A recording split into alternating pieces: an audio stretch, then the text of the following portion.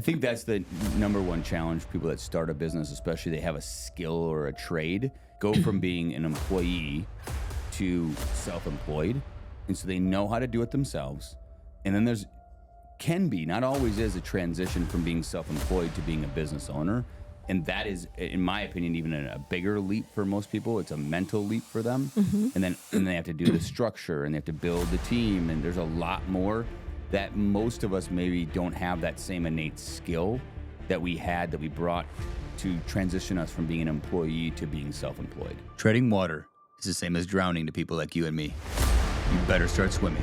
Welcome to I'm the One Podcast. I'm your host, Robb Green.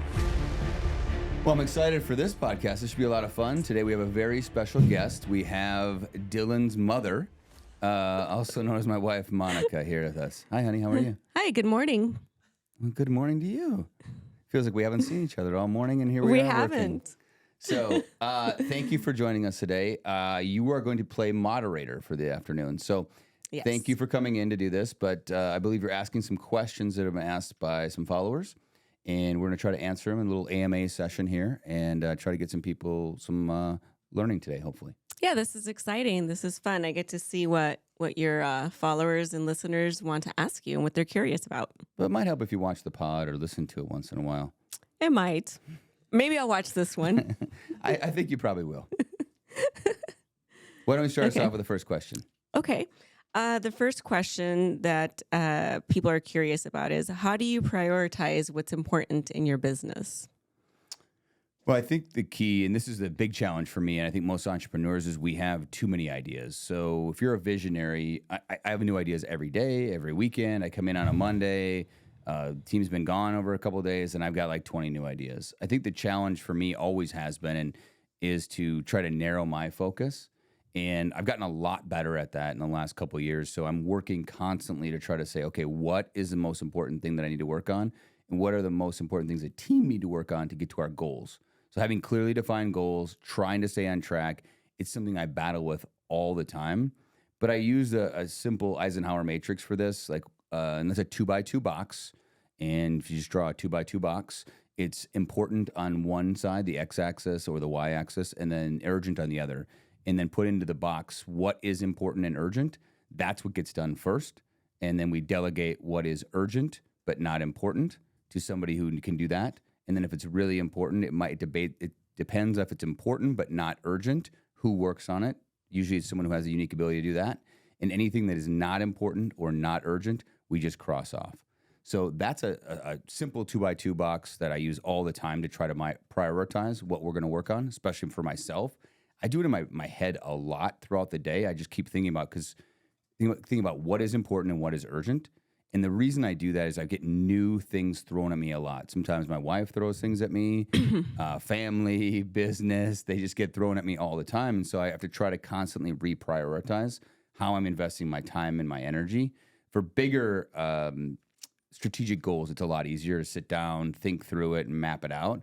But I think most of us have a challenge of the prioritization of each day, which then leads to each week, which then leads to each month, and now we're a year later and we haven't maybe made the progress we want to. So that's the method I use. Do you feel like when you step away and go to strategic coach or the mastermind, that resets what you're looking at and the priorities for the business? Sometimes it does. I think it helps me learn. And strategic coach I've been in now for 4 years is great. It's a lot of other entrepreneurs, and then the mastermind, and the No BS mastermind with a bunch of e-commerce entrepreneurs. I learn from them, and then that may help pivot my focus a little bit or pivot the strategic goals. And there's a lot of tools that we use from strategic coach to help with that. Mm-hmm. Great. I think that those are both really good things for me when I see you come back. I think that they recenter you, they reinvigorate you, and then you're more clear on those priorities, right, with the team. Yeah, getting clarity is really, really difficult for me sometimes. And when I say getting clarity, I mean, it's easy for me to see in my head sometimes what I want to have happen, but I need to articulate that clearly so there's an understanding to everyone around me. I think most oftentimes entrepreneurs have clarity in their head of what they see the future. Mm-hmm. They see the vision. I see the vision sometimes of what it's going to be in the future. I still need to articulate that vision to everybody on the team so that we can execute to get to that vision. Mm-hmm. And that's most of the time, I feel like that's where I fall down. And most entrepreneurs struggle is that articulation and understanding for everyone else around them of what the vision is and what we want to do.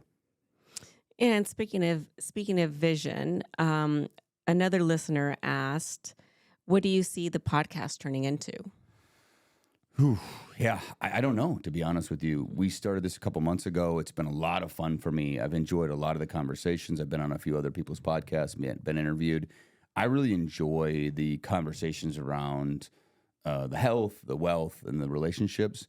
But I see us transitioning a little more towards the business side of things and case studies. One gap that I feel is out there in podcast world, and actually in YouTube also, is that I don't see anyone doing real live case studies.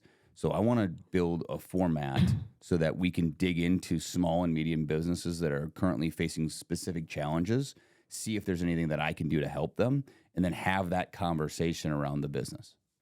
It's funny because just 2 days ago, I was speaking with one of your previous guests, and she mentioned how she really loved being part of that case study because she's so into her business and works in the business that it's a niche, right? So she doesn't look at it as an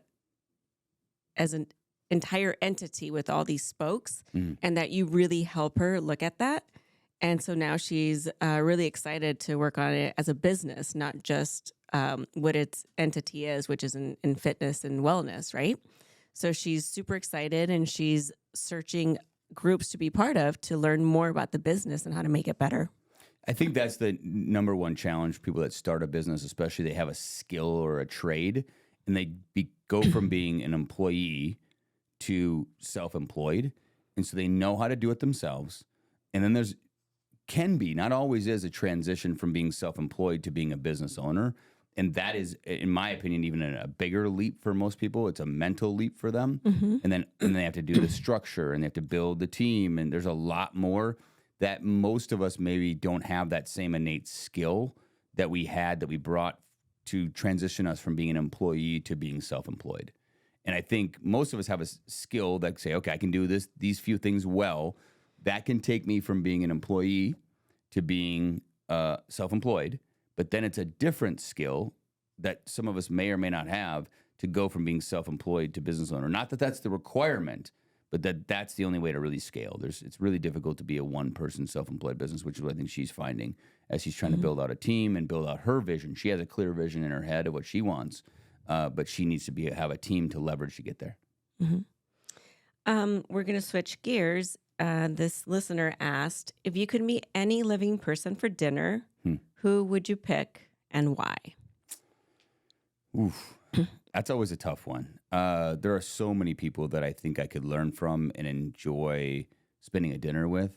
I think, and this is probably just a recency bias, I've been reading David Goggins' most recent book, and I'd say David Goggins. And the reason why I think he's such an inspiration, and he ties in well with what I believe. And what I mean by that is the personal accountability. That is lacking in today's society, in my opinion. There are, and this is probably going to be sexist towards men, but there are so many boys out there that don't know how to become a man. And I feel like there's a huge opportunity I hear this from a lot of women that I know that are dating or are looking to find somebody. The boys out there that they're dating aren't men. They don't embrace traditional masculinity, or they haven't grown up. They haven't become mature enough to really take on that role. And I think what I love about Goggins is that he talks so much about the personal accountability, and that you are who you are. I personally believe you are where you are because of all the decisions you made in the past. And while we all have circumstances that happen to us, we need either to choose to overcome those circumstances, or we can just wither and just disappear and let those circumstances dictate our path. And so for me, that really resonates. I've been yelling when I've been running with my daughter recently. You don't know me, son? Your daughter. My daughter. Yeah, our daughter. Sorry, I forgot our daughter. I've been yelling when we were on the trail the other day. We were running, and I said, "You don't know me, son?" And then a little while later, she was running. And she says, You don't know me, Dad. And I was like, oh, honey, that's a little different because I was yelling at myself. I wasn't yelling at you, but I liked it. I thought it was really cute. Yes. So, that's my answer. Yeah. As you were answering this, I thought a couple things. I'm like, wow, I got so lucky. I found a man. I Very chose sweet, honey. right. Very sweet. And the other thing is that I think he resonates with women as well. Agreed. You know, because Dylan has been searching things and she's found these little shorts and memes that she likes and she shares with her friends. Yeah, I wasn't implying that he only resonates with men. What I was saying is that I think that there is I can't speak to the lack or the specific challenges maybe in the women community, I'd say, in society or culture today, but I can speak to the men. I see a lot of young men that are really struggling to figure out where they are in this world. Where do I belong in this world? It's a different world with social media. It's a different world with individual responsibility. I feel like a lot of the masculinity has been taken out of society in the last couple of decades, and I truly believe that we need to change that. We need these boys to turn into men. More empowerment. More empowerment, more individual responsibility. Now we have a different question here that asks, what framework do you use when you evaluate businesses?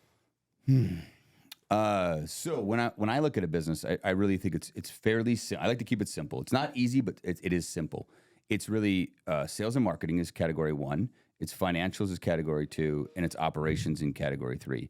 I don't think I am great at operations. I think I'm decent at operations, but I'm better editor of operations and finding processes I could maybe tweak or something like that. I definitely should never create a process myself. That is not my wheelhouse. So I look at that and I say, okay, maybe I can help a little bit on the fringe of operations. But then I look at financials and say, okay, I'm really good at numbers. I understand P&Ls. I can dig into the numbers, any number, any system, any metric. I can dig into the numbers and find opportunities almost always. Then I look at a business and I say, all right, sales and marketing. I think we live in the e-commerce. That's what we do. So anything that is online, there are always gaps, including in our business. In our business, there are significant gaps we could do better because there are so many different things you can do in e-commerce and online advertising. So it's easy for me to see gaps on a consistent, everyday opportunity basis. Then I look at a business. So those are the 3 dimensions that I look at a business. And then each of those can break down into different aspects of it. But that's the overarching framework that I use to understand a business and say, how is this business doing? You have to have good unit economics. If you sell an item, let's say it's a product, you sell a product and you lose money on that product, every single product, you're not going to make that up in volume. You have to have a strategy and a plan. And so do you have a sustainable business over time? E-commerce has gotten more difficult over the last couple of years because of that. The unit economics have changed. So what I mean by that, it's a really good, pertinent example. Our average sales price has come down significantly on products that we manufacture in China, while at the same time, Amazon fees have gone up, shipping fees have gone up, tariffs have gone up over the last couple of years. So what happens is your margin gets compressed, and so you have to be more efficient. In the past, you could be good at 1 or 2 things in e-commerce and make money. Now you have to be good at a series of tactics to be good enough to make money. And that's what we're all here for business, is to make profit. It's not just about turning over revenue. So what you're saying is you're very keen on the financials, the sales and marketing, and what was the third piece? Operations, which is extremely critical. We have 2 rules around here. Rule number 1, don't run out of inventory. Rule number 2, see rule number 1. And that's a struggle all the time. We can't sell something if we don't have inventory or stock. So when you're evaluating these businesses, I mean, not everyone's going to be a experienced or sophisticated business owner. Sure. And so I feel that you could help a lot of people because, yes, they have a passion for their business. It could be a family business. It can be a passion project, but they're not spending the time on these complex frameworks, right? Yeah, I think the easiest opportunity for me to help people and look at the case studies. I did an interview recently with Charlie Soap, and he is very product oriented. Mm-hmm. And I find a lot of entrepreneurs are very in love with the product or the brand. They love that's great. You want that. I mean, he loves his product. He believes it's the best product in the world. That's amazing. So then they focus on that piece of it, that product development side. And what happens is we all only have so much time, energy, and focus. So maybe there isn't that much focus on the sales and marketing side or the operations side. So if I can come in, when I interviewed Taylor a few weeks ago, we talked a lot about that. I gave him a couple suggestions on the sales and marketing side because they're just like, hey, you could do these little things that might move the needle on your business. I think that's really exciting because I have seen you, I've witnessed you help a lot of people. And so I think that's a really exciting piece of the podcast that it's going to help the listeners. You know, they're going to seek you out, hopefully, and you'll be able to make a great impact. Yeah, I think it's a lot of fun for me. I mean, that's one of the reasons I love the mastermind is we have a bunch of us that get together every 4 months and share best practices, what's working, what's not working. And it's truly, I get helper's high from it. I love helping people. I have to restrain myself sometimes.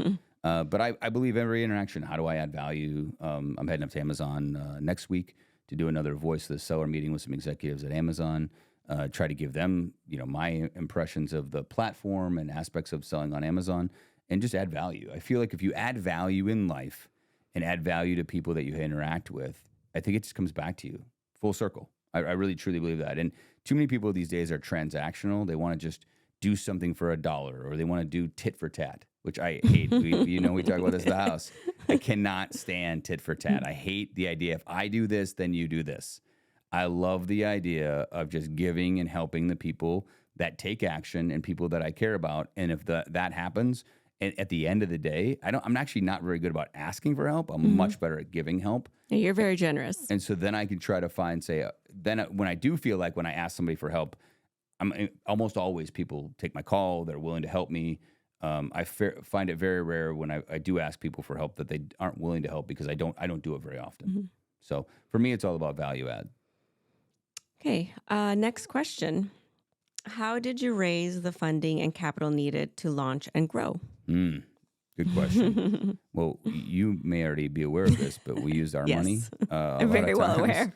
So we used our money in the beginning, and then I did take on a partner. I partnered with a couple people to create brands. Sometimes it was good, sometimes it was bad because they weren't fully committed. I think that the most successful partnership I've had in business is with Brandon Roosevelt, and we created Bean Envy. He wanted to do coffee products. As you know, I don't drink coffee, but we came up with some ideas. We created some unique products. We created some supplements. We put those supplements into the that go into coffee. Created a great brand. It was doing wonderful. Sold it in 2021. Had a nice exit. That was a wonderful, wonderful experience, and it was good because we had complementary skill sets. We both worked hard. But he put in some money and I put in some money. I've never actually gone out and raised money because I haven't had to. I think I look at doing larger and larger projects, I think I'll need to. And I always wrestle with this because it's that battle between, do I raise money and give up equity and go bigger and faster, or do I use my own money and just commit everything I've got to going at as fast as I can, but not having to give up equity? And I see both sides of it. I think it depends on what the goal is of the business. Is it a cash flow business, or is it you want to build something that's going to sell for a few $1 million? If you want to build something that's going to sell for $1 billion, I think unless you have very, very deep pockets, I don't know if there's much of a choice other than raising money. So how I think about it now, because I'm looking at doing some new ventures that are going to be much, much larger. And with that, I would go to my friends first. I would go to my friends that I have built relationships with, that know who I am and know how I work and know that I'm going to make it happen, and find those friends that have the capital that they want to allocate, but also have some maybe complementary skills in addition to the capital. I think money is a part of it, but money is a lot easier to get nowadays than it was in the past. So I can sell somebody on the idea and I can get money. That's not the hard part. The hard part is finding the right partner that's going to continue to be invested and add a complementary skill set that we don't have myself or on the team right now. That's the dream situation. If you enjoyed today's podcast, please subscribe, leave a review, and share with friends. Visit I'mTheOne.com and ask me anything. And as always, stay curious and never stop becoming the one.